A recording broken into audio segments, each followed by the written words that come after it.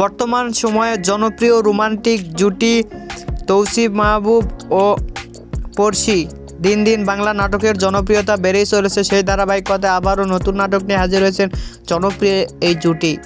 নাটকটির নাম মুনারি রঙে রঙিয়ে। নাটকটিতে অভিনয় করেছেন বর্তমান সময়ের আলোচিত অভিনেতা তৌসিফ মাহবুব ও আলোচিত অভিনেত্রী ও কণ্ঠশিল্পী পড়শি। নাটকটি রচনা ও পরিচালনা করেছেন KM সোহাগ রানা। নাটকটি খুব শীঘ্রই সিনেমাওয়ালা এন্টারটেইনমেন্টের ইউটিউব চ্যানেলে প্রকাশিত হবে আগামী 14 ফেব্রুয়ারি ভ্যালেন্টাইন ডে উপলক্ষে। তাই আপনারা দেখতে চাইলে অবশ্যই সিনেমাওয়ালা ইউটিউব চ্যানেলে চোখ রাখুন এবং নিয়মিত নতুন নতুন নাটকের আপডেট পেতে হলে অবশ্যই চ্যানেলটিকে সাবস্ক্রাইব করে রাখুন।